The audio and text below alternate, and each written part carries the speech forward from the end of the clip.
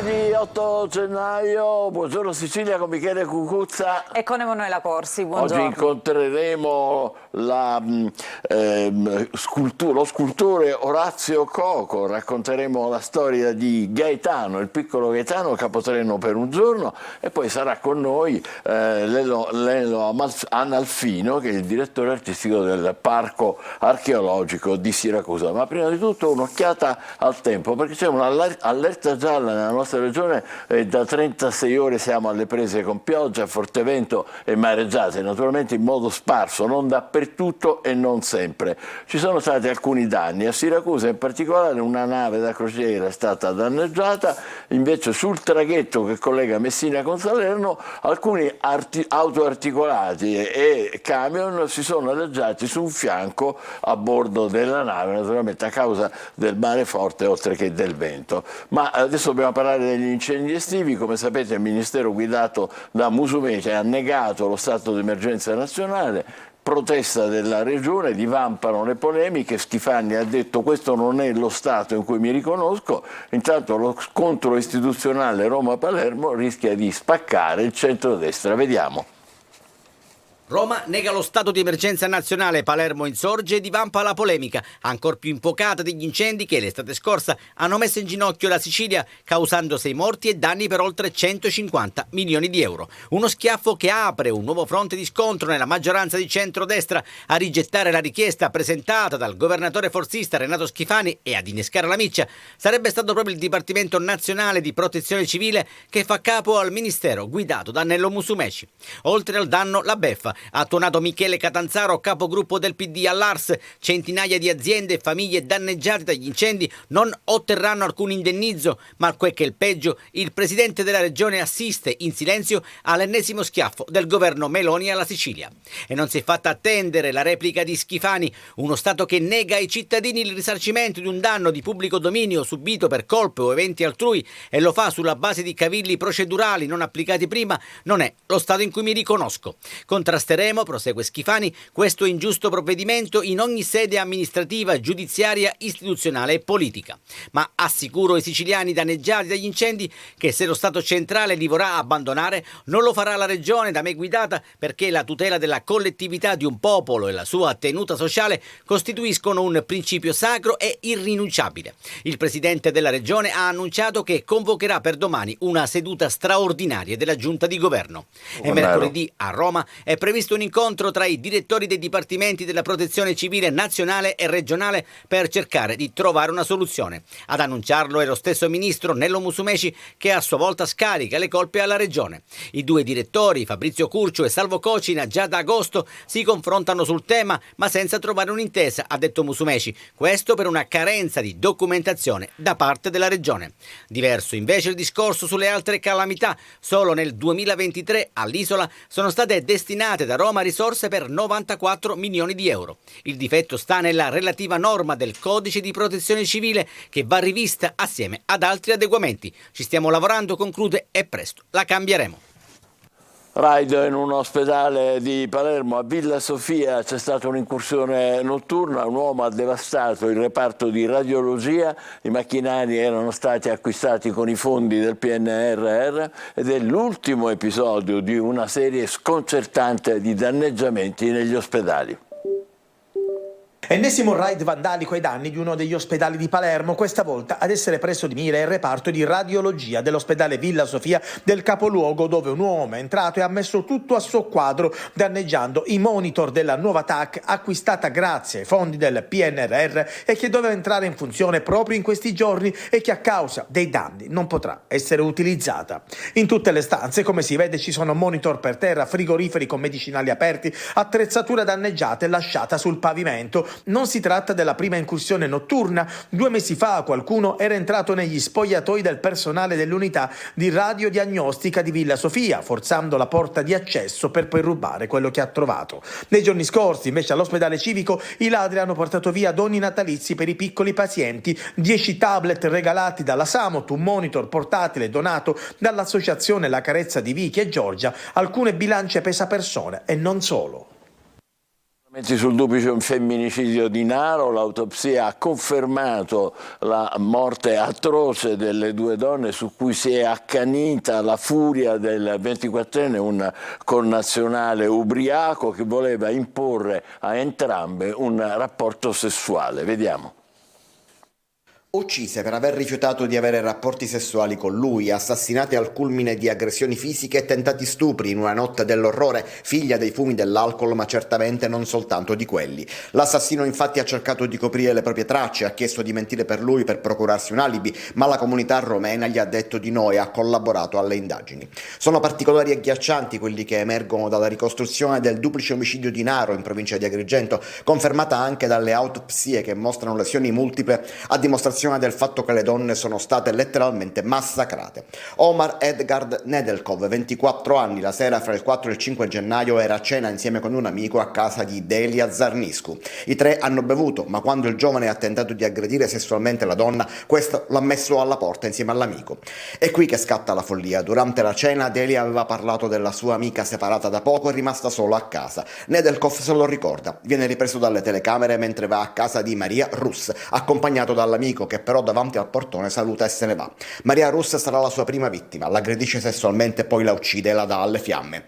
Resta fuori di casa e col cellulare controlla che bruci il corpo che aveva posto su una poltrona, sempre ripreso dalle telecamere in strada. Ma la prima aggressione e il primo omicidio non gli bastano. Torna da Delia, sfonda la porta e tenta di violentarla. Lei si difende, viene colpita con qualsiasi oggetto si trovi in casa fino ad ucciderla. Poi il giovane chiama l'ex fidanzata per procurarsi un alibi e l'amico, ma nessuno lo copre. L'amico vuole invece chiamare i carabinieri e viene picchiato. Scappa e fa scattare l'allarme, poi vede le fiamme a casa della prima vittima e chiama anche i vigili del fuoco. Anche l'ex fidanzata si presenterà ai carabinieri a raccontare tutto, così come la madre consegnerà fra le lacrime gli abiti insanguinati del figlio. È la comunità romena a fare pulizia e consegnare il mostro alle autorità, colpita dall'orrore della furia cieca del giovane violento già noto per i suoi eccessi. Una vicenda veramente orribile, di cui immagino parleranno ancora molto i quotidiani stamane, Emanuela. Sì, ne parlano anche perché emergono anche altri elementi. Ecco, per esempio, partiamo dalla Gazzetta del Sud di oggi, che dedica quest'ampia pagina e scrive: Omar dal jeep per la notte degli orrori. Oggi il giovane romeno sarà interrogato. Ha sempre negato di aver ucciso però le due donne, ma dalla ricostruzione fatta dagli investigatori invece ci sarebbero troppi elementi che lo inchioderebbero. Dovrà spiegare la propria versione dei fatti al Tribunale di Agrigento e contro il ragazzo c'è anche la testimonianza di un amico, come abbiamo sentito anche nel servizio. Insomma, la comunità romena ha collaborato proprio per incastrarlo.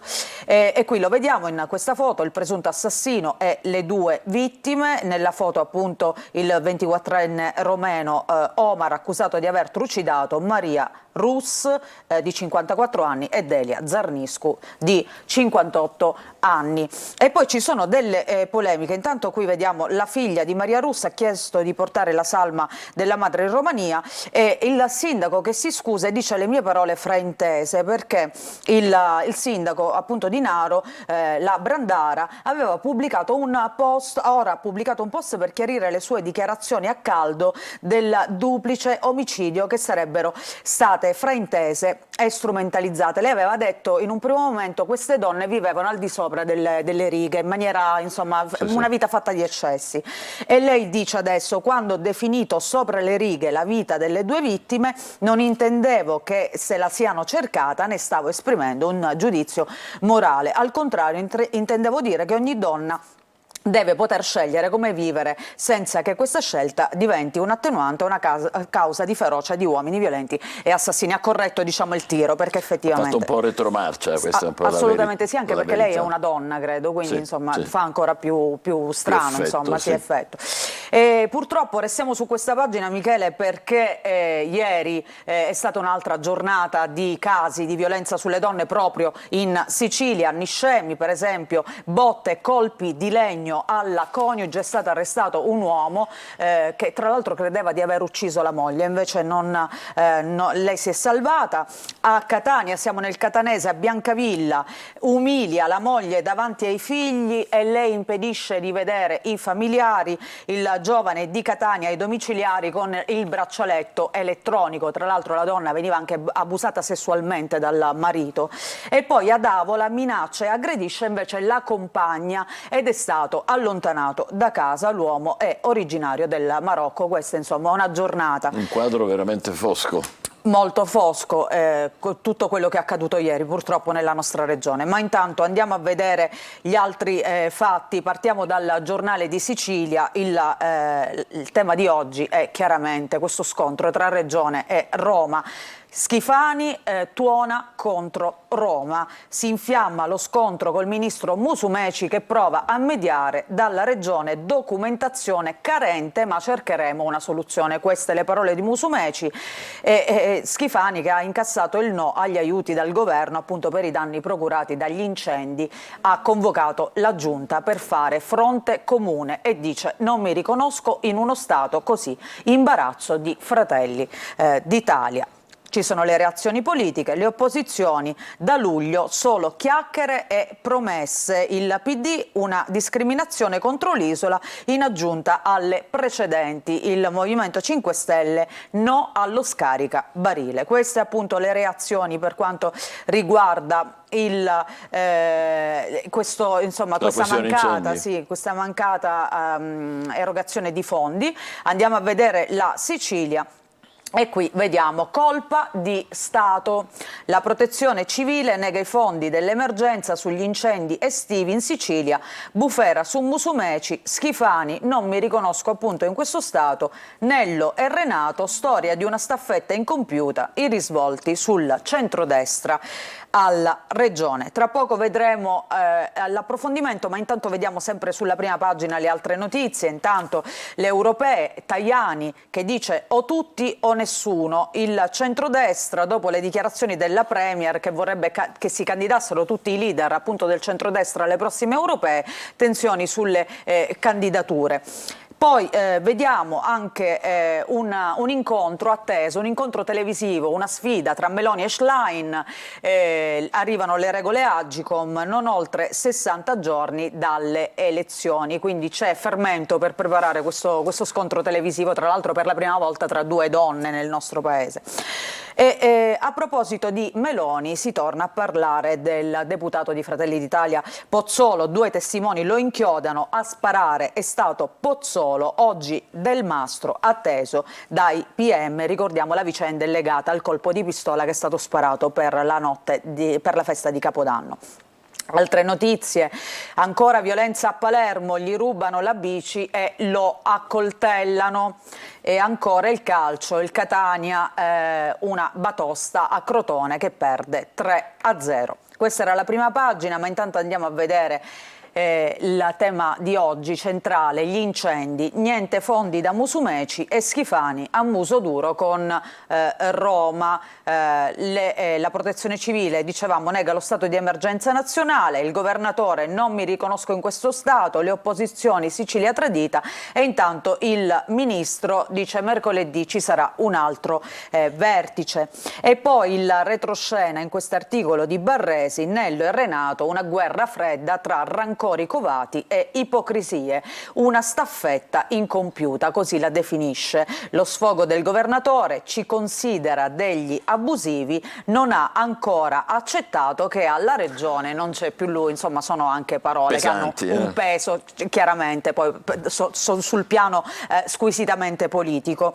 I siluri di Musumeci, dall'ex presidente consigli non richiesti sulle nomine e l'appello a Fratelli d'Italia, Guidi, la coalizione in Sicilia, quel distinguo sui fondi del ponte e l'ira degli schifaniani. La linea di Schifani, dall'altro lato, domenica di colloqui con leader e ministri, la russa media con ottimismo, oggi contromossa in giunta, il governo Draghi ci diede i fondi senza un ministro siciliano. Ecco. Queste sono le due posizioni dell'attuale governatore e dell'ex presidente della regione siciliana. Centrodestra sotto stress, in ballo gli accordi siglati, ma la finanziaria però è salva. Gli equilibri all'Ars, blindato l'election day, fibrillazioni sui manager, l'ipotesi maxi emendamento da 60 milioni fuori dalla manovra. E adesso lasciamo la politica, andiamo a vedere invece la prima pagina, sempre della Sicilia, di Catania. Vediamo un piano realistico e senza fronzoli. Questo per quanto riguarda le opere pubbliche, dalla mobilità sostenibile alla transizione green, attenzione alle scuole e alla cultura. Queste sono è il piano delle opere pubbliche 2023-2025, gli interventi previsti dall'amministrazione appunto comunale di Catania. Qui vediamo per esempio il progetto previsto a Ognina per ricucire la stazione RFI con il lungomare, una delle tante opere che verranno o dovranno essere appunto realizzate. Il cassiere col vizietto del furto nella gioielleria dello zio. Il titolare del negozio di via Etnea aveva denunciato gli ammanchi ai carabinieri e poi alla fine hanno scoperto che era il nipote il responsabile. Ruberie perpetrate da anni dal 34enne che in casa aveva 250.000 euro in contanti e preziosi per 110.000 euro. E poi andiamo a vedere. A proposito, si parla di opere da realizzare, ma c'è poi l'altra faccia di Catania. Ecco, via D'Annunzio, benvenuti nella giungla. L'ex salotto buono di Catania, la strada che una volta era appunto un fiore all'occhiello della città, oggi versa nel più assoluto degrado. Tanti negozi storici hanno chiuso, i rifiuti coprono i marciapiedi, la sosta è selvaggia e i parcheggi sono carenti. E qui c'è appunto un reportage, lo vediamo tutto in queste fotografie. Intanto i rifiuti fino ad arrivare poi a questi cassonetti, cioè questi contenitori, ecco, per i rifiuti differenziati, che però non esistono, c'è solo il coperchio, manca poi la parte sottostante e poi insomma tutto il resto. Come vediamo per esempio qua c'è un monopattino abbandonato sulle strisce pedonali, insomma il degrado che viene raccontato. Ti faccio vedere questa notizia perché oggi la Gazzetta del Sud fa di più. E pubblica, ecco, a pagina 10, è un po' una medaglia, ecco, che viene messa alla città di Messina. Stavolta a vincere è stata Messina. Si fa un po' un confronto tra Messina, Catania e Palermo. Il raffronto con le tre città metropolitane in questo passaggio del 2023 al 2024. Catania e soprattutto Palermo assediate dall'emergenza rifiuti con i vecchi cassonetti stracolmi o dati alle fiamme, mentre qui a Messina migliora la qualità della vita. E qui vediamo intanto un'immagine di Messina, della piazza Unione Europea addobbata a festa, accanto invece come si sono presentate appunto Catania e Palermo. Come puoi ben vedere c'è un po' di differenza. Questo appunto a fine anno. Sì, ma non tra Catania e Palermo. Però. Tra Catania e Palermo no, siamo gemellate in questo senso. Diciamo la differenza è Messina. E poi appunto anche la differenziata, questo lo abbiamo anche raccontato ampiamente, al 65% ci sono degli obiettivi per i prossimi 6 mesi. Appunto la differenziata, cioè al 65% è l'obiettivo, attualmente si trova al 57% proprio nella città dello Stretto. E il rapporto ISPRA appunto ci ha premiati. Vediamo la prima pagina della Gazzetta del Sud e anche qui chiaramente l'apertura. Sicilia Governo, altro cortocircuito, Schifani convoca per oggi la giunta e sferra un attacco a Musumeci, esplode il caso della mancata dichiarazione dello stato di calamità appunto a seguito dei devastanti incendi del 2023, dei mesi estivi.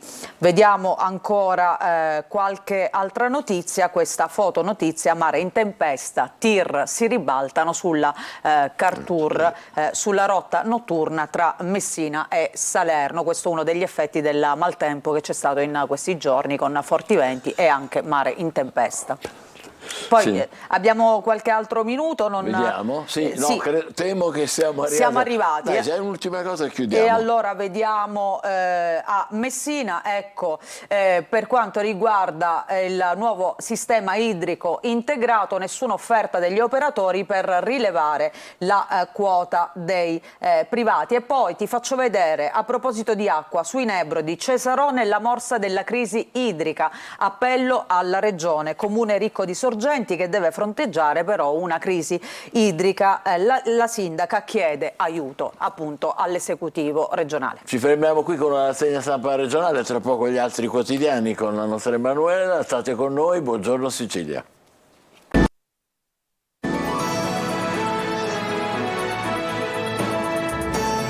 Buongiorno Sicilia, con Emanuela Corsi adesso la rassegna stampa nazionale e anche internazionale, mi sa. Ci sono tante notizie che arrivano dall'estero, notizie anche allarmanti, perché chiaramente in primo piano, per esempio, vediamo sul Corriere della Sera, c'è sempre la questione del Medio Oriente, Gaza, l'allarme degli Stati Uniti, ancora bombe sulla striscia, morti 3 giornalisti, lo Stato ebraico, Hamas al nord è smantellata, e poi Blinken, proteggere i civili. Una bimba è stata uccisa invece in Cisgiordania, Israele si scusa e dice un errore. Ancora l'intervista a Jan Bremmer, l'America è troppo sola, dice la guerra si può allargare. Queste sono le parole del politologo, chiaramente si cerca di contenere appunto il conflitto.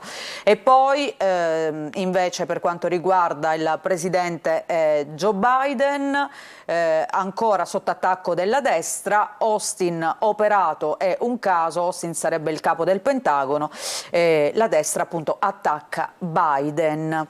Vediamo invece questa fotonotizia, 2 donne a confronto, Kate e Mary, l'amicizia di 2 future regine. Stiamo parlando di Kate Middleton, la moglie appunto di William d'Inghilterra, e poi Mary di Danimarca, che presto salirà al trono, esattamente il 14 gennaio. E poi in Italia cos'è accaduto? A Como un'auto cade nel lago. C'erano una donna e un uomo all'interno, 2 morti e un mistero. Tra l'altro era il primo incontro di questi 2 e si cerca di capire che cosa sia successo. Poi vediamo altre notizie, Pozzolo, lo sparo, Fratelli d'Italia accelera, via dal gruppo parlamentare. La difesa dice non sono stato io, lui continua a proclamarsi innocente, ma sarebbe stato inchiodato anche da alcuni testi. Poi andiamo a vedere all'interno, Blinken, c'è il rischio di metastasi, i timori su Netanyahu sotto assedio, i dubbi degli Stati Uniti, prolunga la guerra per salvarsi. Cisgiordania, Israele uccide per errore una bambina di 3 anni, come abbiamo visto in prima pagina, ma ti volevo fare vedere anche un'altra cosa, perché sono passati 3 mesi da quando c'è stato quell'attacco, un femminicidio di massa. Sono state raccolte 15.000 firme proprio per la condanna. Sì. Ha superato le 15.000 firme appunto la campagna per riconoscere come femminicidio di massa, credo che sia la prima volta in assoluto che succeda una cosa del genere, e quindi crimine contro l'umanità, gli stupri perpetrati da Hamas il 7 ottobre quando è partito l'attacco appunto. Tra l'altro il testo con il quale si lancia questa campagna, che è intitolata "Non si può restare in silenzio", è veramente raccapricciante e io non riesco a leggervelo perché credo che non sia il caso, perché ci sono anche bambini in ascolto, ma c'è una descrizione delle cose atroci che sono state fatte da parte di Hamas nei confronti delle donne civili israeliane, che sono qualcosa di mai sentito prima. Questo ecco perché viene lanciata questa campagna.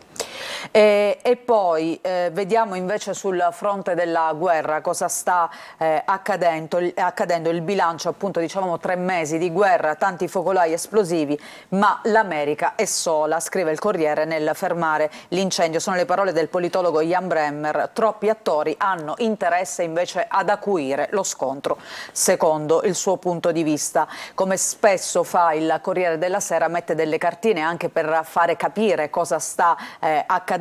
Vediamo in questa a sinistra intanto gli attacchi del 7 ottobre, quindi vediamo la striscia di Gaza, in verde le zone infiltrate dai miliziani di Hamas che sono entrati nel territorio israeliano, e poi questi cerchietti rossi invece rappresentano gli attacchi di Hamas. Qual è la situazione oggi invece? Intanto in giallo la presenza dell'esercito israeliano sulla striscia di Gaza e vediamo che buona parte del territorio è stata occupata. E poi in arancione l'area umanitaria che vediamo qui nella parte a sud e poi i corridoi umanitari, questa lunga striscia che costeggia il Mar Mediterraneo, appunto, che servono proprio per far scappare le persone o per far arrivare degli aiuti, e poi ce n'è una centrale che arriva fino a Gaza City. Questa è la situazione appunto come viene rappresentata oggi sul Corriere. Ma intanto andiamo a questo giallo di casa nostra, di questa coppia, Morgan e Tiziana, morti con l'auto nel lago. Era il loro primo incontro. Il racconto dei testimoni: il SUV è partito a tutta velocità e poi è finito appunto nelle acque del lago. E tutte le piste sono aperte per gli inquirenti, quindi si cerca di capire, si valuta dall'ipotesi del suicidio all'omicidio, a omicidio e suicidio. O all'incidente O puro. all'incidente anche, qualsiasi cosa. E poi si capirà probabilmente nelle prossime ore che cosa è successo. Andiamo a vedere invece Repubblica di oggi. E allora la prima pagina, ecco, in primo piano il PNRR, allarme, truffe, richiamo urgente della Ragioneria a ministeri ed enti locali, flusso ingente di denaro, servono regole stringenti sui lavori. Il presidente dell'Autority anticorruzione dice: i controlli sono l'unico antidoto alle frodi, tagliarli non riduce i tempi. È una storia vecchia che abbiamo visto anche con i fondi poi per il super bonus e le tantissime poi truffe che sono state messe in piedi. Adesso ci sono tanti miliardi in ballo e chiaramente c'è un allarme in atto. Regionali, Fratelli d'Italia dice no alla Lega sulla bis di Solinas, l'alleanza quella in Sardegna. Esatto, l'alleanza è a rischio. E poi nel taglio centrale c'è la foto di Elon Musk che vediamo qui è l'uso illegale di droghe, fanno tremare il suo impero. Ci sono le sue aziende che sono a rischio di crisi proprio per questo vizio, a quanto pare, di Elon Musk, del tycoon, di utilizzare droghe dalle leggere alle pesanti. Qui lo vediamo mentre sta fumando marijuana in un talk show nel 2018. L'accusa arriva dal Wall Street Journal e andiamolo a vedere. Qui il fondatore di Tesla e SpaceX, Elon Musk assume coca, sarebbe cocaina non Coca-Cola, LSD ed ecstasy, ed è ora a rischio tutto il suo impero. A quanto pare è veramente messo male, perché oggi ne parlano tutti. Poi andiamo a vedere invece La Stampa. La Stampa apre con le parole di Conte, leader dei 5 Stelle, tutte le bugie di Meloni. La Premier non accoglie l'appello di Tajani sullo stop alle candidature dei vertici a Bruxelles e tira dritto. Il leader appunto dei 5 Stelle invece parla di tasse, pille, manovra bis, arriva la stangata, il governo ignora la questione morale. Poi andiamo ancora a vedere altre aperture. Il Messaggero. Ecco, a proposito delle riforme del governo, giudici e dirigenti statali, stipendi legati ai risultati. Cosa cambia nella pubblica amministrazione? Taglio per esempio dei bonus nella PA per chi ritarda i pagamenti alle aziende. Ci sono aziende che da anni attendono soldi dalla pubblica amministrazione, alcune addirittura falliscono, e quindi c'è anche ci sono dei correttivi per evitare tutto questo, e poi incentivi in arrivo per le toghe che riescono a smaltire l'arretrato. Questa appunto tra le riforme. E poi anche qui vediamo il giallo della coppia annegata nel lago al primo incontro. Como il SUV riparte dal parcheggio e cade in acqua, non esclusa alcuna ipotesi. Restiamo su questa pagina perché abbiamo parlato tanto di donne e di minacce, di donne appunto abusate, aggredite. Questa storia è incredibile. La ex è disabile e lui la minaccia, le dice: ti taglio anche l'altra gamba. È una storia che arriva da Napoli. aveva creato 27 profili social falsi per continuare a vessare e spaventare la vittima. L'uomo però alla fine è stato arrestato e in cella per minacce. Mamma mia, che orrore. Sono storie che continuano, insomma... Poi sono dappertutto, non è che c'è una regione o un'altra, sono dovunque. Assolutamente sì.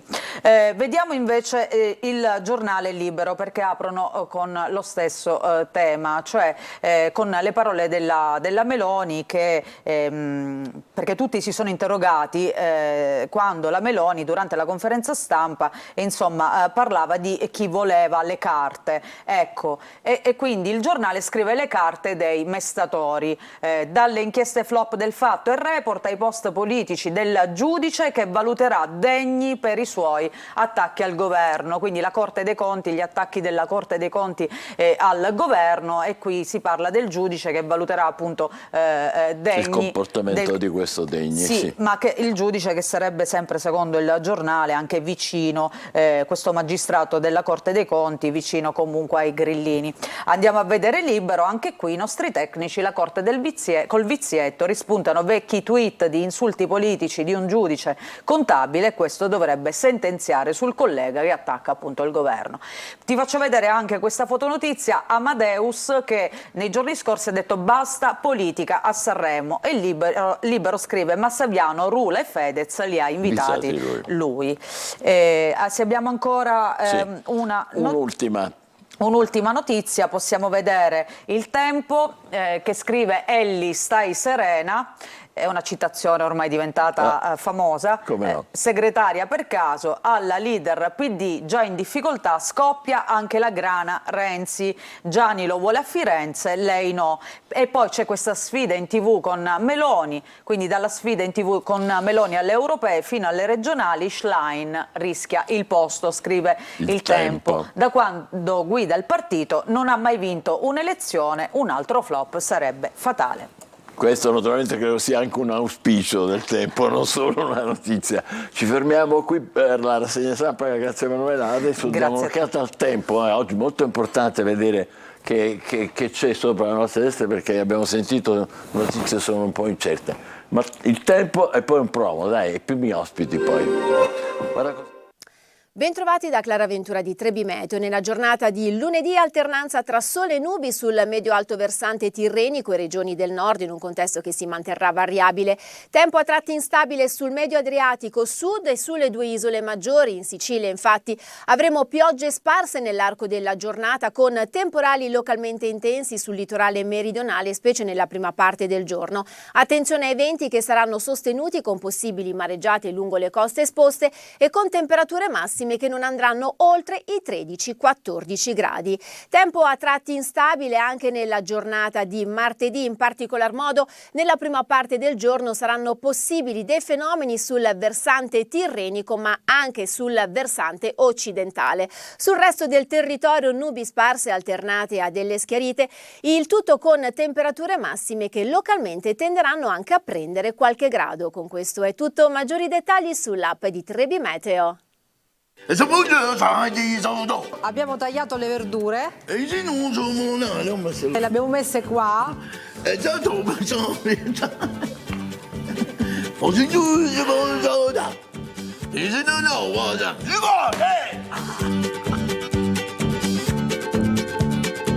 assaggiare un goccettino, ma che bontà, ma che bontà, ma che cosa qua? Ma che tutti i giorni su Antenna Sicilia. Questa roba qua. Buongiorno Sicilia, abbiamo due ospiti, siamo contentissimi di averli con noi. Giuseppe Conti, che è un papà adesso di un bambino speciale, sentirete tra poco. Roberta Russo, che è una volontaria dell'associazione, di un'associazione, benvenuti entrambi. In collegamento abbiamo Fiorangela Giuliano, che è presidente e fondatore dell'associazione Lo Sportello dei Sogni. Evviva, eccola, guardate. No, io mi saluto con la bacchetta, appunto, la bacchetta magica. Con la bacchetta magica i sogni si realizzano, ed è quello che avete contribuito tutti e tre naturalmente a realizzare, il sogno di suo figlio, il piccolo Gaetano, che tra l'altro per lui oggi è un giorno speciale, è vero? Sì, oggi è il suo compleanno, oggi compie 5 anni. 5 anni Gaetano, e dov'è Gaetano? È a scuola, È a scuola. Sì. Gli facciamo tanti auguri naturalmente a Gaetano, tantissimo, tutto Buongiorno Sicilia, Antenna Sicilia, peccato che non sia con noi, ma giustamente i doveri prevalgono. Ma raccontiamo la realizzazione del suo sogno, cosa è capitato? Allora, è capitata purtroppo una cosa spiacevole. C'è una premessa dolorosa, sì. Sì, che purtroppo Gaetano non ha più la mamma da circa 8 mesi.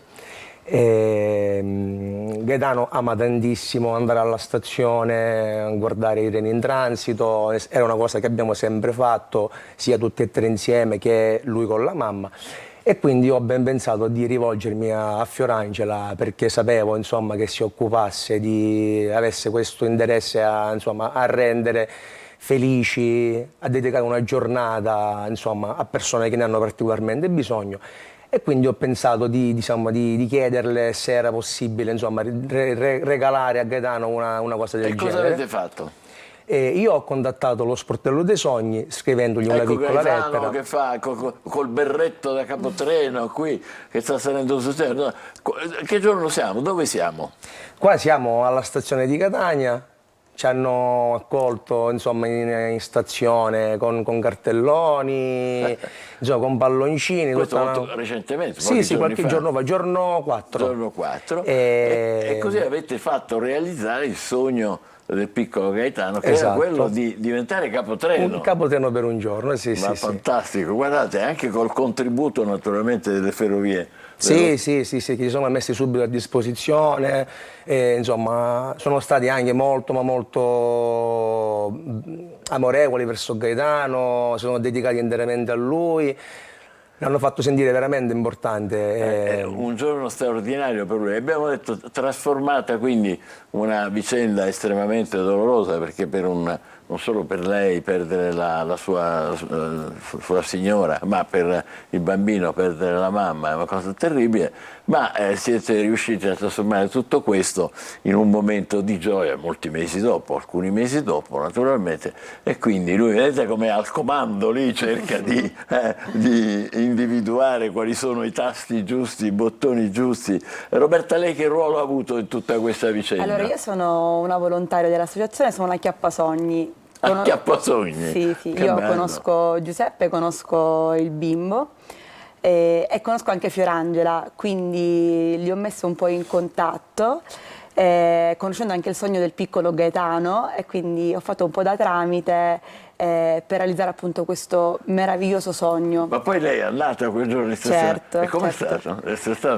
stato stupendo. Uno, perché io sono la zia anche di Gaetano. Ah, ecco. Sì, e due, come volontaria dell'associazione, vedere proprio il sorriso nel bambino è stato veramente molto emozionante. Un bimbo di 5 anni che si mette quasi al comando di un treno col berretto, i tasti, le cose da fare, un'emozione indimenticabile. Sì. E tutto questo si deve alla Fiorangela che vedevamo un attimo fa, è vero, presidente dell'associazione Lo Sportello dei Sogni. Ma che bello, dove siete? Come siete? In cielo o siete in una città?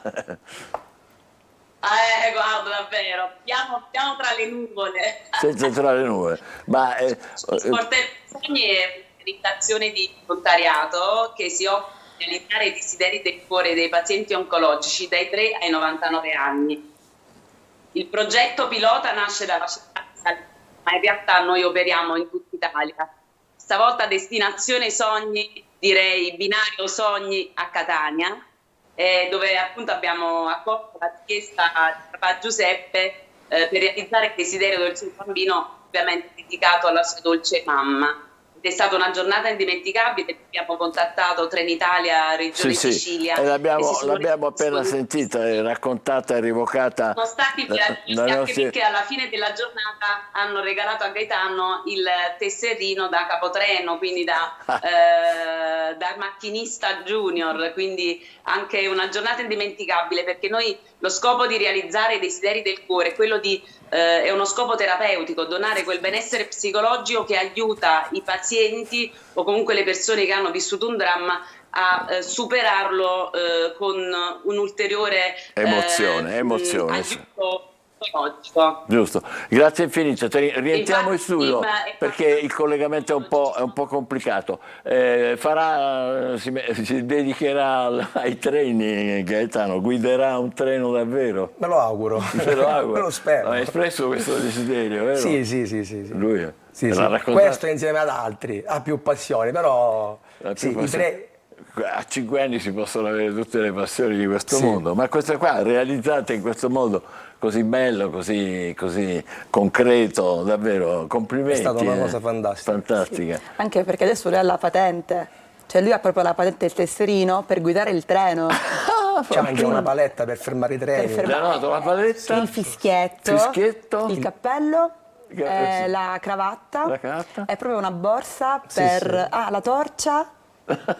Ma è meraviglioso, chissà stamattina come le sfoggerà con i suoi compagnetti lui è all'asilo, no? Sì. Quindi andrà lì, forse mentre noi siamo in trasmissione starà lì a esibire. Sta facendo il belloccio con i compagnetti. Il belloccio, ma ha ragionissima, ci mancherebbe altro. Questa è veramente una storia stupenda, come trasformare un dolore terribile. Immaginiamo anche per quelli che poi hanno malattie, come abbiamo sentito, malattie del cancro. Come è nato lo Sportello dei Sogni? Come è stato? Lo Sportello dei Sogni nasce da Fiorangela, perché anche lei ha un passato un po' particolare e quindi dalla sua forza di vivere, dalla sua bellissima volontà di aiutare l'altro, ha deciso appunto di fondare questa associazione a Salerno.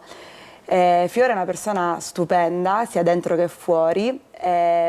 Purtroppo quando succede qualcosa di veramente brutto hai tanta forza. Ma siete in tanti voi? Siamo in tanti, sì. Più di una decina? Sì, perché comunque è l'associazione di Salerno, però ovviamente gli acchiappasogni vanno nelle varie città appunto per acchiappare questi sogni dei bimbi, degli adulti. Ma per realizzarli. contattarvi come si fa? Anche in Sicilia, per dire? Certo, allora abbiamo sia un sito internet che una pagina Instagram, lo Sportello dei Sogni appunto. Lo Sportello dei Sogni? Sì, dove c'è proprio la cosa contatti, oppure racconta il tuo sogno, un po' come ha fatto Giuseppe, che ha raccontato il sogno a Fiorangela, l'associazione, e Fiorangela subito ha preso la bacchetta e ha deciso proprio di realizzarlo. Beh, fateci sapere di altri sogni che realizzerete sicuramente nei prossimi giorni, nei prossimi mesi, e noi saremo qui a ospitarvi perché li possiate raccontare. Faccio tanti complimenti anche a Fiorangela Giuliano, mi scuso anche per il tempo relativamente breve con cui ho potuto parlare, ma il collegamento non era fantastico. Ci mostri ancora la bacchetta magica e poi ci salutiamo. Eccolo lì. Lo Sportello dei Sogni con Fiorangela Giuliano e Roberta Russo. E ancora complimenti a Giuseppe Conti. Seguiteci, grazie. Ciao Giuseppe, ciao a tutti. Ciao Fiore. Ciao Roberta. Grazie a voi e tanti auguri per il futuro di Gaetano. Grazie. Naturalmente che adesso è praticamente capotreno di fatto. Evviva! Ci fermiamo per qualche minuto, poi parleremo d'altro. State con noi, buongiorno Sicilia.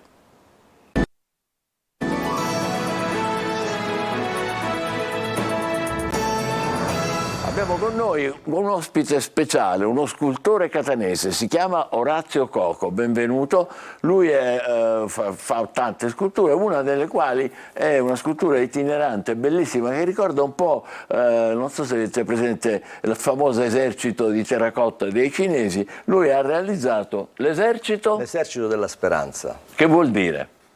L'esercito della speranza nasce per curare la società dalle virtù che ha smarrito. Quindi gli unici portatori di virtù potevano essere i bambini, visto che ancora in tenera età già li manifestano tutte. Esatto, e cominciamo a vedere allora, se abbiamo un'immagine, io qua ce l'ho nel libro che lui cortesemente mi ha portato, l'esercito vediamo se si possono vedere, sono una serie di bambini, ecco. No, quello è il totale dove ci sono i bambini, tutti i bambini insieme. Tutta la mostra è composta da queste 9 installazioni, sono 9 stanze dove susseguendosi lo spettatore incomincia a rivelare queste virtù, perché anche lo spettatore è stato bambino e ha smarrito queste virtù, perché tutti le avevamo. Quindi mi sono concentrato sulla prima virtù che nacque, fu il senso della fiducia. Proprio Quindi così. noi abbiamo, la sua convinzione è questa qua, in partenza le virtù ce le abbiamo, le andiamo perdendo man mano. Li spariamo perché veniamo portati lontano da quelle virtù attraverso l'educazione che ci viene imposta. Già la prima cosa che perdiamo è il senso della fiducia. Stai attento a non accettare questo dai strani, stai attento a quello, non lo conosci bene. Quindi il bambino, da che si sbilancia in avanti per essere preso in braccio da questo adulto che non sa di cosa stanno parlando, perché ancora il bambino non comprende la lingua italiana, lui già sa benissimo che non cadrà mai faccia a terra perché un adulto lo prenderà in braccio. Ed è proprio quella la virtù che l'esercito vuole portare di nuovo a conoscenza. Qui vediamo questo è il senso della colpa. Qui lo spettatore, entrando nella stanza, vedrebbe, in base alle sue conoscenze così culturali, Eva con la mela in mano. In realtà non è Eva con la mela in mano, ma è la bambina che tiene la mela, che è il frutto dell'albero, albero che noi abbiamo fatto diventare fungo atomico. Quindi è tutto un insieme di messaggi che dovrebbero rieducare l'adulto per recuperare quelle virtù che abbiamo smarrito durante la crescita. Allora, nel 2011 lei è stato a Siracusa, è vero? La prima mostra fu fatta al Palazzo del Governo a Ortigia. Col professore di Siracusa aprimmo questo percorso, questa marcia dell'esercito. Perché è continuata poi a Catania? Subito dopo Palazzo della Cultura a Catania. Grazie all'interessamento di personaggi particolari catanesi che hanno voluto la mostra a Catania, e lì praticamente ci fu esposto il cavallo, il monumento equestre, che è il senso della responsabilità, e quando la mostra è ferma il cavallo risiede al Palazzo della Cultura. E il materiale con cui è realizzato è sempre? Tutta la mostra è realizzata in terracotta, proprio perché doveva riprendere concettualmente la scoperta archeologica del nostro secolo, che è l'esercito di Qixi cinese, solo che mentre i guerrieri sono armati di corazze e armi, i nostri bambini sono nudi, armati della propria sincerità e purezza. Bellissima. Guardate questa immagine, quanto è bella. Questo è il senso della fiducia, i bambini sbilanciati in avanti, pronti ad essere presi in braccio dall'adulto. Ma è stupendo. Adesso la mostra dov'è? Attualmente si trova a Palazzo Liconaci, gestita da Vincenzo Medica. In realtà doveva chiudere oggi, ma a volontà di alcuni spettatori è stata prorogata per un'altra settimana per dare la possibilità ai ragazzi della scuola di visitarla, visto che parla di valori e non sono delle esposizioni di singole sculture in terracotta. Poi ci sarà Noto, vero? Dopo? Un argomento, questo proprio a Noto, Palazzo Nicolaci a Noto. Dopo stiamo in attesa per un ritorno a Catania, perché in realtà in questa occasione è nata la nona installazione, cosa che non era stata esposta ai tempi a Catania, che è il senso della libertà, ed è un gruppo di bambini che volano su questa bellissima volta di Palazzo Nicolaci, dove le proiezioni dei faretti hanno proiettato l'ombra sulla volta, quindi c'è questa combinazione tra ombre e realtà. La terracotta è una terracotta rosa, proprio perché deve dare questo senso di tenerezza. È di un territorio particolare? La prende da qualche parte in particolare? No, la faccio diventare io rosa attraverso la combinazione tra la caolino bianca e la terraglia rossa calatina, quindi siamo nel territorio nostro. Volutamente la mostra infatti è itinerante in tutta la Sicilia. Per adesso abbiamo toccato la città quindi di Catania, Siracusa, poi un'altra bellissima mostra fu fatta attraverso il Vescovo Mocavero a Marsala, dove mi è stata data la possibilità di allestire la mostra in questa chiesa a 3 navate, priva di arredo sacro, immensa, enorme. E lì infatti sono nate parecchie foto interessantissime per il libro, dove le luci erano ad hoc, le installazioni avevano degli ambienti chiusi, anche il brano musicale che accompagna tutto il percorso dell'esercito si chiama L'Esercito della Speranza ed è stato realizzato dal carissimo compositore siciliano, catanese, Alfredo Longo. Alfredo Longo. Quanti bambini è riuscito a realizzare finora? Adesso sono 69. 69, per Bacco. Quanti ne fa? Uno al mese? No, in realtà questo è un progetto che è nato in un anno di lavori e tutto il pacchetto deve essere già pronto in un attimo, quindi mi sono chiuso in casa, in campagna, a Marsala, in inverno, e lì è nato tutto il gruppo. Poi mano a mano sono spuntate anche le altre installazioni che nel progetto erano previste, ma per ovvi qualche difficoltà, ancora aspettavo che ci fossero altri appuntamenti. A Catania infatti il monumento equestre nacque all'interno di un garage di Gravina e tutti gli abitanti, no, del condominio, curiositi, ogni sera passavano a vedere che punto eravamo con questo cavallo. Posso immaginarlo, dai. Questi qua erano a cavallo? Questa bambina a cavallo è il senso della responsabilità ed ho ripreso storicamente il monumento equestre Marco Aurelio, imperatore che fece la differenza nel suo impero perché incominciò a inserire la meritocrazia, tolse la pena di morte. Quindi per me era un monumento storico che già aveva dei suoi valori. Eccolo qua, lo stiamo vedendo adesso. Perfetto, sì, è questo qui. Infatti l'ho preso in prestito dalla braccio storia. teso come c'è il Marco Aurelio. L'ho preso in prestito, anche il cavallo è dovuto diventare bambino e il bambino in realtà a questo punto è rappresentato al femminile, una bambina, perché la donna, avendo questa magia della gravidanza e custodendo nel proprio grembo per 9 mesi una vita e poi la dovrà partorire, acquisisce un senso di responsabilità molto più importante rispetto che a una figura maschile. Uomini, quindi ho voluto cambiare il testo di Marco Aurelio mettendo per la rappresentanza una bambina perché coglieva meglio il segno del Questo è molto profondo, anche molto, molto bello. Vediamo se abbiamo ancora qualche altra immagine, che approfittiamo della presenza di Orazio Coco per commentarla insieme, anche se le rivediamo. Un'altra installazione presa in prestito, dove ho preso una figura già storicizzata, il Davide di Michelangelo. Il Davide di Michelangelo, che anch'esso è dovuto ritornare bambino e rappresenta, nel caso dell'Esercito della Speranza, c'è anche una crocifissione qua. Sì, non è una bambina crocifissa. Questa mostra gioca sull'aspetto della prima vista e la nostra conoscenza culturale. Noi già diamo subito un tono sgradevole agli eventi accaduti. Quindi la bambina non è trafitta da chiodi, non ha una corona di spine e sorride. Infatti l'installazione si chiama il senso della solidarietà, proprio perché noi con la nostra cultura e il nostro modo di vedere le cose negativamente abbiamo anche modificato quello che è stato il gesto di Cristo, che è stato un senso di solidarietà, non di sacrificio e sofferenza. Di generosità, di amore. Quindi di amore e generosità. Quindi noi dobbiamo stare attenti a come interpretiamo e come spieghiamo le cose. Di conseguenza la bambina non è crocifissa, sta offrendo lei, anzi oggi offro io, e quindi con questo gesto di abbraccio, dove sullo sfondo vediamo il simbolo della croce, ci sta accompagnando a quella solidarietà come Madre Teresa di Calcutta ha fatto nella storia. Bello, molto adorando. bello. Mi permetto una domanda da ignorante, ma lei ha bisogno di modelli? Come crea? Osservando i bambini, ovviamente tutto è nato il progetto osservando la mia prima figlia, questo senso della fiducia dove lei si sbilanciava in avanti. E adesso quanti anni ha? Quanto tempo ha sua figlia? Io ne ho 3. Tegala, Giuditta e il piccolo Pietro. Ovviamente non dovevo fare ritratti dei miei figli, osservavo, avevo con quell'occasione di essere padre di bambini piccoli, ho avuto la possibilità di osservare anche gli altri bambini, compagnetti di asilo, e quindi vedevo, se scorgevo che ognuno di loro vede il senso del perdono, è una magia loro pazzesca. Loro litigano e dopo 5 secondi stanno giocando di nuovo insieme. È vero, se questa virtù l'avessimo noi adulti, avremmo risolto tutti i problemi in un attimo.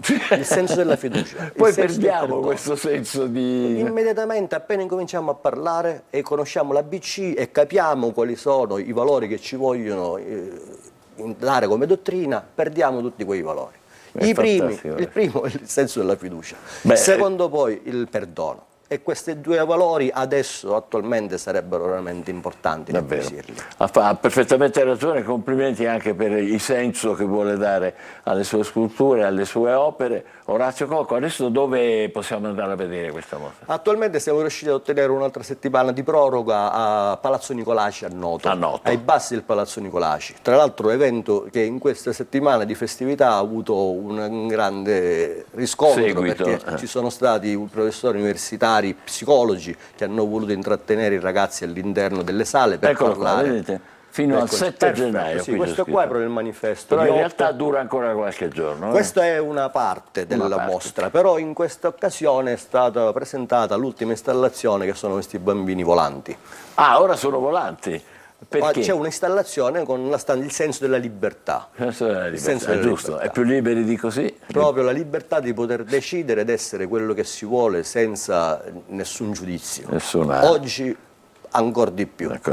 Più che mai. Benissimo, complimenti davvero Orazio Coco, grazie per essere stato con noi, grazie anche per questo bellissimo esercito della speranza che modestamente, come dire, ho in qualche modo conquistato. Alcune opere sono visibili anche alla Società Storico Catanese, quale amici come il regista Alfio D'Agata custodisce la bambina con la croce, che sarebbe in realtà il senso della solidarietà, nel suo spazio dove è prestigiosissimo, allestito con sculture storiche veramente importanti, e per me è un onore.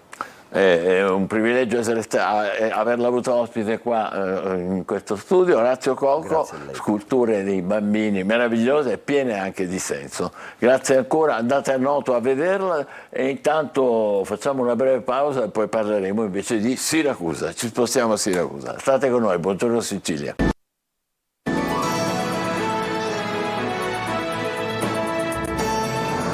Sicilia abbiamo un altro ospite, è Lello Analfino, che è un musicista ed è un personaggio molto noto, ma che adesso ha acquisito da poco un nuovo ruolo, quello di direttore artistico del Parco Archeologico di Siracusa. Di Siracusa. Perché Siracusa non è soltanto il teatro greco, tutta la parte classica che noi conosciamo, ma molto altro. Molto altro, c'è il Castello Eurialo, la Villa del Tellaro, insomma sono diversi siti di cui si occupa il Parco Archeologico di Siracusa, e per questo il direttore Carmelo Bennardo ha deciso di chiamarmi per fare sì che prima di tutto i siracusani e i siciliani si rendano conto di quelle bellezze che ci sono in Sicilia, a Siracusa, perché poi, parliamoci chiaro, la Sicilia non ha bisogno di promozione però, perché è oggetto del desiderio di tutto il turismo internazionale, per fortuna. Certo. Però certe volte ci rendiamo conto che noi siciliani non ci accorgiamo di quello che abbiamo davanti, ma specialmente io sono di Agrigento e molto spesso passo davanti a quelle bellezze che sono il Tempio della Concordia, piuttosto che le bellezze paesaggistiche di Agrigento, e siccome le viviamo tutti i giorni non ci rendiamo conto. Questa è una meraviglia che stiamo vedendo adesso. L'orecchio di Dionisio. L'orecchio di Dionisio, ragazzi. Vengono da tutto il mondo assolutamente. Allora, e quindi, il direttore artistico che cosa farà? Cosa farà? Organizzerò degli eventi affinché possano attirare l'attenzione, come dicevo, prima di tutto dei siracusani e dei siciliani stessi. E l'identità siciliana, il Dipartimento dei Beni Culturali di Palermo, insieme all'assessore Scarpinato, vuole promuovere l'identità siciliana. Per questo io credo abbiano chiamato me. Io sono da sempre un organizzatore di eventi e sono un aggregatore di artisti siciliani, mi vanto di questo, lo dico con molto orgoglio questo, perché è importante promuovere le grandezze artistiche siciliane, e noi ne abbiamo tante, e quindi creeremo degli eventi. Musica, teatro, abbiamo già cominciato adesso con l'inaugurazione del primo albero di Natale al Teatro Greco di Siracusa, con un duo di fisarmonica e clarinetto. Poi abbiamo fatto un concerto insieme al Comune di Siracusa in piazza Santa Lucia a Siracusa stessa, e poi la cosa molto bella che è già orgoglio di questa mia nomina a direttore artistico, che è quella di uno spettacolo, il primo spettacolo teatrale dell'anno in Sicilia. È stato fatto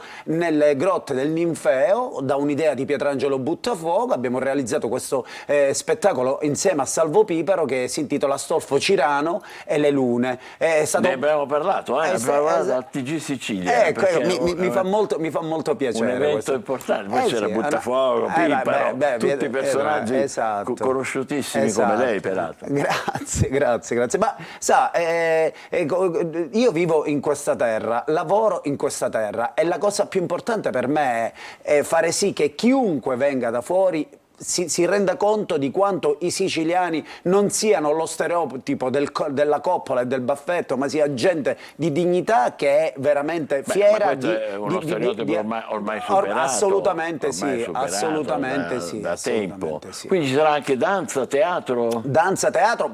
Teatro naturalmente c'è la Fondazione Inda che si occupa delle tragedie. Io mi occuperò più dell'aspetto musicale.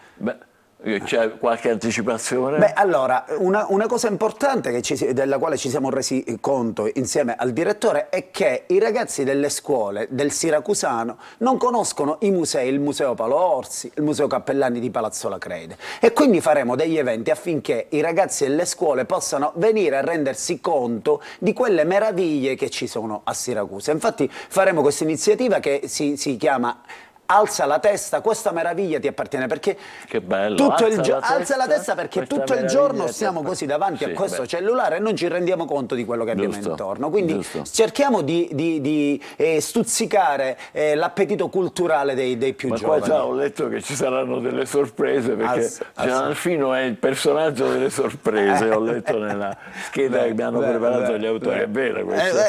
Mi diverte, è inutile chiederglielo, perché immagino già che non me le dirà. Però una cosa le posso chiedere, ed è questa: ma sta famosa polemica sui concerti dentro o no nei luoghi classici, lei come la pensa? Lei che è direttore artistico adesso. Guardi, io le dico una cosa, è ovvio che per prendere delle decisioni di questo tipo ci saranno dei motivi validi, e la tutela di questi beni è uno di quei motivi, secondo me, per cui penso che, essendo io musicista, certo mi piacerebbe organizzare un concerto, però naturalmente dall'altro lato penso che questi beni debbano essere tutelati in qualche modo. E quindi un giusto equilibrio. Ci vuole un giusto equilibrio, ma il direttore del parco ha in serbo delle sorprese anche sotto questo punto di vista, e non posso svelare niente al momento. L'ultima cosa che le chiedo, perché naturalmente lì sarà da seguire, lo seguiremo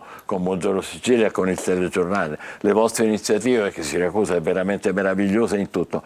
Volevo chiederle questo: ha abbandonato il gruppo siciliano dei No, allora, Tinturia. No, i Tinturia ormai sono un'istituzione. Appunto. Non c'è siciliano nel mondo che non abbia almeno un disco masterizzato dei Tinturia. No, i Tinturia si sono fermati in questo momento perché io non avevo più a livello artistico niente da dare in questo momento a Tinturia. Ho cominciato un mio progetto da solista, un disco che si intitola Punte a Capo, che è uscito un anno fa.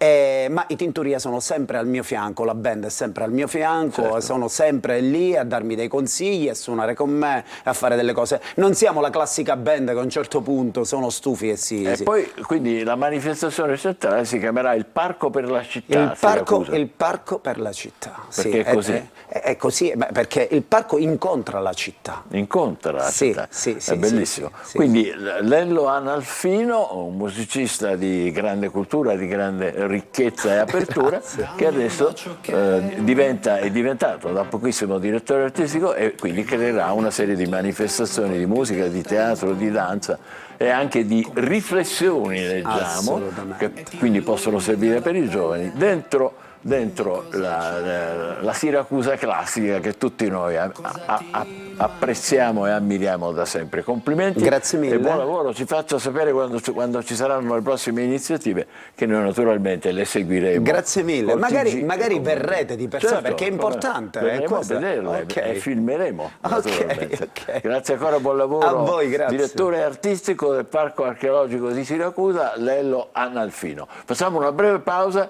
poi dopo ci sarà, la facciamo con l'almanacco e poi toccherà al nostro Marco Amato. State con noi, Buongiorno Sicilia. Come faremmo senza il nostro amato forno a microonde? È il salvatore di tante cene a base di piatti pronti o surgelati, ma non sempre siamo in grado di controllarne la temperatura e troviamo residui della cena su tutte le pareti. Per pulirlo in modo facile, posizionate tazza con acqua e succo di limone all'interno del forno ed accendetelo per qualche minuto. Il vapore formatosi scioglierà lo sporco incrostato sulle pareti, rendendo la pulizia molto più semplice. L'origine delle teste di moro si deve ad una tormentata storia d'amore tra una siciliana e un moro. Quest'ultimo le dichiarò il suo amore, ma lei scoprì che lui aveva già una moglie. Per questo gli tagliò la testa e la usò come vaso per il basilico, che innaffiava con le sue lacrime. Oggi vi spiego l'espressione a bizzeffe, che significa in grande quantità o in abbondanza. L'origine di questo modo di dire è araba. Bizzeffe infatti deriva da bizzef, che vuol dire molto. Questa parola è poi entrata di diritto nella lingua italiana.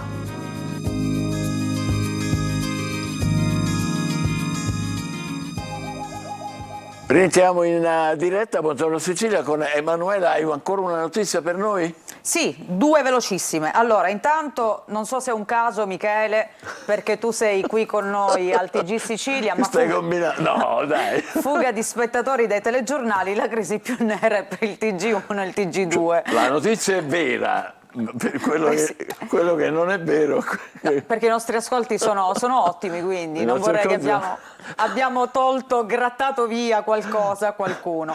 E poi vediamo, era il Corriere della Sera, comunque sempre il Corriere della Sera, ecco, dal dolce all'amaro, feste e chili di troppo, come tornare in forma. Addio panettoni, addio pandori, abbiamo addio... parlato la settimana scorsa con il professor Calabrese, bisogna muoversi. Per esempio a tavola entro le 20, cosa che noi purtroppo per i nostri orari non riusciamo a fare, mai saltare la colazione. Altra cattiva abitudine, ridurre carne e salumi.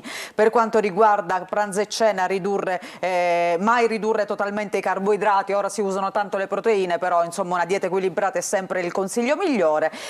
Mini digiuno, 12 ore si mangia e 12 ore non si mangia. Un mini digiuno intermittente potrebbe aiutare, e sì a piccoli sgarri, perché poi insomma dieta non significa sacrificio o comunque una pena, come dire, a vita. A Roma ecco. Chi fa la dieta poi a fine settimana fa lo sgaro. Con una R. La pizza del sabato sera, quella sempre straconsigliata. Invece qui non sgarriamo per niente, andiamo dritti, perfetti, incontrando il nostro Marco Amato, che ci darà un po'...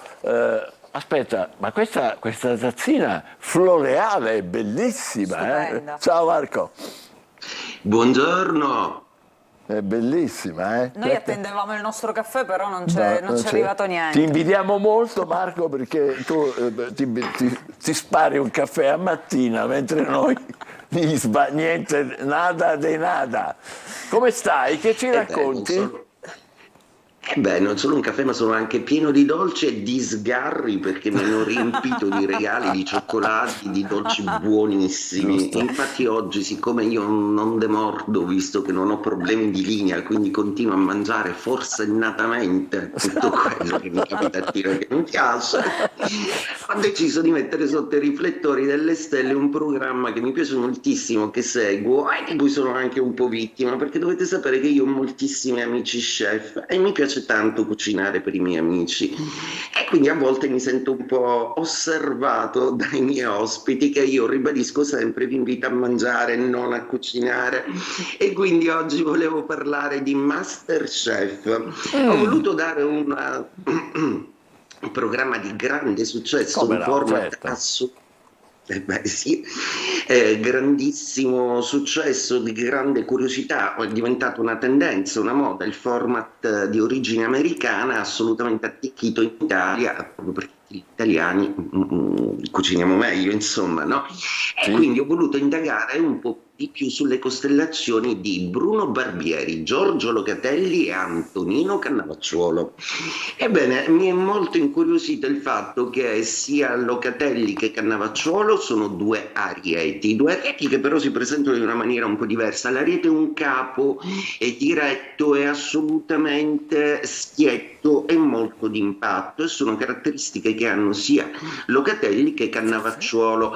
Locatelli peraltro è anche un grande imprenditore, ha molto a che fare con l'America, per cui del lato ariete prende più l'imprenditorialità e il coraggio proprio di essere pionieristico in determinate direzioni, mentre invece è simpaticissimo il napoletano Cannavacciuolo, che con le sue pacche sulla schiena, il signor Cannavacciuolo demolirebbe un bue, ma è semplicissimo, è schietto diretto ed è anche sempre affettuosissimo con le persone che segue, seppure il dressing mood di MasterChef a volte è un po' severo. Una punta di romanticità è dedicata al signor Barbieri, proprio perché è Capricorno, quindi segna dell'antico e tradizionalista. Mi piace moltissimo di questo questo chef ricordare sempre che la sua cucina nasce dalla cucina della nonna e che quindi ripropone anche nel suo cucinare delle ricette assolutamente antiche e molto semplici da fare, ma sempre con quel tocco di antico che rispetta la tradizione ma che guarda alla contemporaneità. Complimenti ai nostri chef italiani che si fanno valere nel mondo e a cui vengono conferite tante stelle.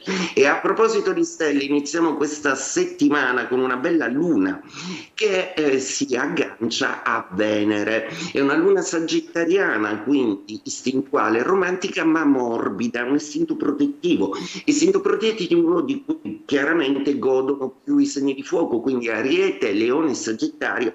Questa settimana sono decisamente più carismatici in amore. L'Ariete che cerca assolutamente di trasformare una passione in un amore in qualcosa di più stabile. Il Leone che sente un po' geloso ma che questa settimana è decisamente molto più morbido e disponibile con il partner, quindi partner dei leoni approfittatene, perché è raro che i leoni facciano gentili concessioni.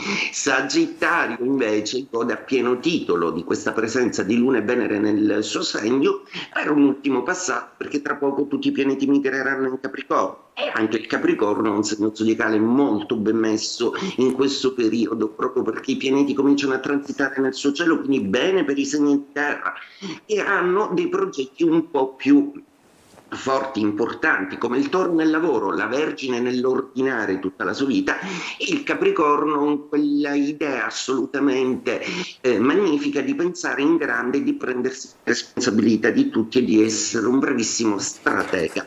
Acquario, Bilancia e Gemelli, Bilancia e Acquario godono moltissimo di questa posizione di Luna e Venere, proprio perché oggi sognano, sono più morbidi e tra gli amici e gli amori oggi sono più accoglienti del solito. Opposizione invece per il segno zodiacale dei Gemelli, perché sono un pianeta in Sagittario e opposto al segno della comunicazione. I Gemelli oggi dovrà trovare un po' la quadra per dialogare in amore con il partner e anche con i familiari.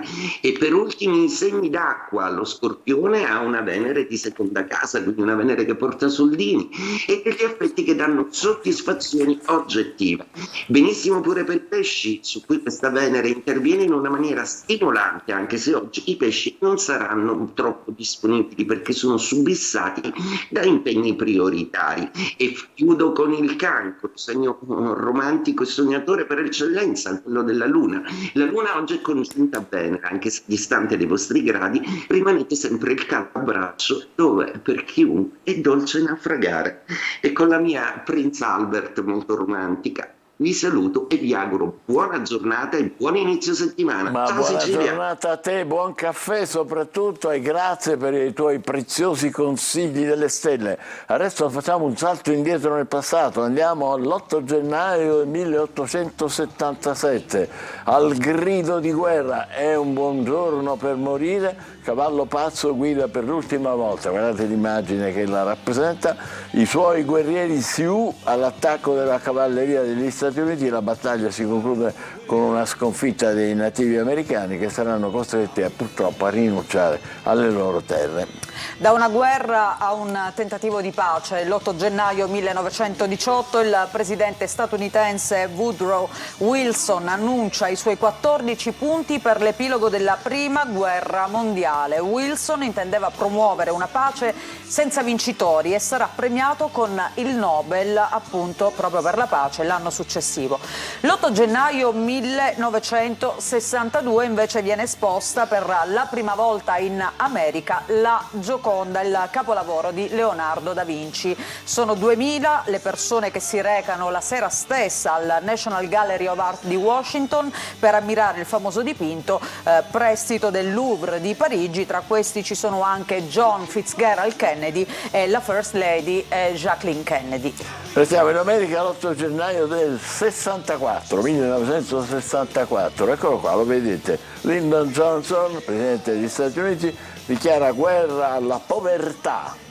con una serie di riforme sociali, assistenza sanitaria per anziani e poveri, finanziamento della scuola pubblica. Si proponeva di realizzare il sogno americano per tutti i cittadini senza distinzione di razza, classe o religione, ma poi, come sappiamo, come succede in tutti i paesi, questi sogni si infrangono in buona parte. L'8 gennaio del 93 Beppe Alfano viene ucciso per mano della mafia. Questa è la sua immagine sulla sinistra. Il giornalista siciliano aveva denunciato le collusioni tra politica e criminalità e ha pagato con la vita il suo impegno per la verità e per la giustizia. Ricordiamo Beppe Alfano. Cambiamo argomento, parliamo di scienza. L'8 gennaio 2009 Alessio Bertolli e Filippo Prosser, ricercatori del Museo Civico di Rovereto, sono gli autori della scoperta di una nuova specie della genziana blu che vediamo in questa foto, scoperta che arricchisce la biodiversità della flora alpina. E poi parliamo di un tema di attualità, perché l'8 gennaio 2010 il Portogallo approva il disegno di legge per il matrimonio tra persone dello stesso sesso. Il Portogallo diventa così il 6º paese europeo a riconoscere il diritto al matrimonio omosessuale. La legge esclude però la possibilità di adozione da parte delle coppie appunto omosessuali. E chiudiamo con una cosa bellissima, adesso vi racconteremo, questo qua è un'immagine di quando era molto giovane, David Bowie, che purtroppo non c'è più. Cantautore, polistrumentista, scomparso nel 2016, uno dei musicisti più innovativi e influenti del XX secolo, del rock, diciamo, no? Capace di reinventarsi continuamente. Ora, tra i brani più belli che ha fatto c'è questo Heroes, eroi, dove dice potete diventare eroi anche per un solo giorno. E la leggenda racconta, siccome lui si era trasferito a Berlino, allora c'era Berlino divisa in due, divisa con il muro, lui ha visto nella Berlino Ovest naturalmente, due ragazzi che si baciavano sotto il muro e ha detto potrete diventare, se vorrete, eroi per un solo giorno. Heroes, David Bowie, ci vediamo domani, grazie, buona giornata e buongiorno Sicilia.